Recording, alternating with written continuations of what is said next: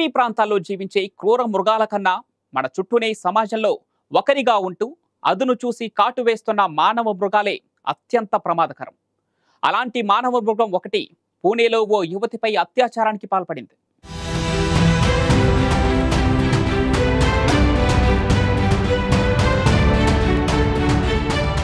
తనను తాను పోలీసుగా పరిచయం చేసుకుని బస్సు కోసం వేచి చూస్తున్న ఓ యువతిని నమ్మించిన ఒక కామాంధుడు ఎవరూ లేని బస్సులోకి తీసుకెళ్లి ఆమెపై అత్యాచారానికి పాల్పడిన ఘటన పూణేలో చోటు చేసుకుంది.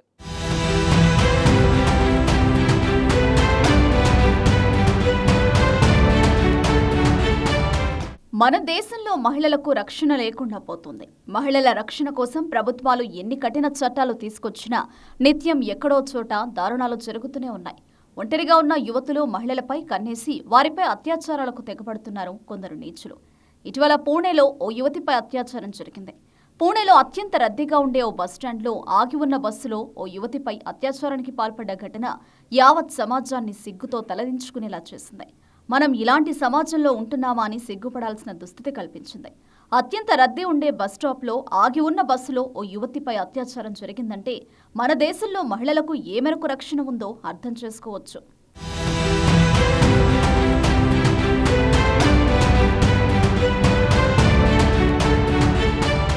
పూణేలో అత్యంత రద్దీగా ఉండే బస్టాప్లో ఆగి ఉన్న బస్సులో ఓ యువతిపై అత్యాచారానికి పాల్పడ్డాడు 37 ఏళ్ల దత్తాత్రేయ రామదాస్ గడే. యువతిపై అత్యాచారానికి పాల్పడిన అనంతరం నిందితుడు తప్పించుకుని తన స్వగ్రామం సిరూర్కు వెళ్లిపోయాడు. దత్తాత్రేయ కోసం సిరూర్కు చేరుకున్న పోలీసులు పెద్ద ఎత్తున గాలింపు చర్యలు చేపట్టారు. మొత్తం 13 బృందాల్లోని దాదాపు 100 మంది పోలీసులు స్నిపర్ డాగ్ స్క్వాడ్స్ టీంలు ఈ ఆపరేషన్లో పాల్గొన్నారు. అయితే నిందితుడు స్థానికంగా ఉన్న చెరకు తోటల్లో దాక్కుని ఉన్నాడన్న అనుమానంతో తోటలలో డ్రోన్లు జాగిలాలతో జల్లెడ పట్టారు పోలీసులు. అయినప్పటికీ నిందితుడు దొరకలేదు. దీంతో పోలీసులు నిందితుడి కోసం గాలింపు కొనసాగించారు.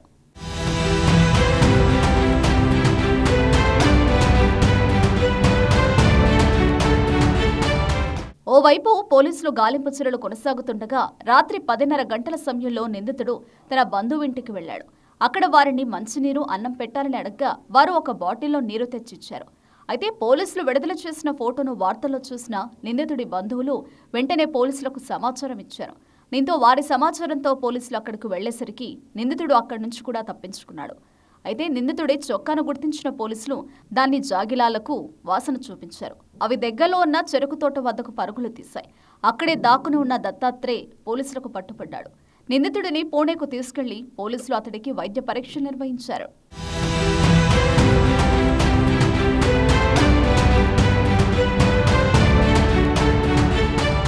పోలీసుల విచారణలో నిందితుడి గురించి కీలక విషయాలు వెలుగులొచ్చాయి. నిందితుడు నేర స్వభావం కలవాడని, పలు చోరీలకు పాల్పడ్డాడని పోలీసుల విచారణలో తేలింది. టాక్సీ నడుపుతూ నగలతో కనిపించిన వృద్ధులను నిర్జన ప్రదేశానికి తీసుకెళ్లి దోపిడీలు చేసేవాడని తెలిసింది. 2019లో ఓ నేరం చేసి జైలు శిక్ష అనుభవించి బెయిల్పై విడుదలైనట్లు పోలీసుల విచారణలో వెల్లడైంది. పూణేలో యువతిపై అత్యాచారానికి పాల్పడడానికి ముందు నిందితుడు ఇన్షర్ట్ వేసుకుని చాలా నీట్గా రెడీ అయ్యాడు. ఒంటరిగా ఉన్న ఆ యువతికి తనను తాను పోలీసుగా పరిచయం చేసుకుని అక్క అని పిలుస్తూ ఆమెను నమ్మించాడు. అంతేకాదు సదరు యువతి గ్రామానికి వెళ్లే బస్సు వేరే చోట ఆగి ఉందని చెప్పి ఆమెను ఎవరూ లేని ఓ బస్సులోకి ఎక్కించేందుకు ప్రయత్నించాడు. అయితే ఆ యువతి తొలుత సందేహం వచ్చినా బస్సులోని ప్రయాణికులంతా నిద్రపోయారని ఆమెను నమ్మించిన నిందితుడు ఆ యువతి బస్సులోకి ఎక్కగానే తలుపులు మూసేసి అత్యాచారానికి పాల్పడ్డాడు. ఈ దారుణానికి ఒడిగట్టిన నిందితుడిని పోలీసులు పట్టుకుని కటకటాలోకి పంపించారు.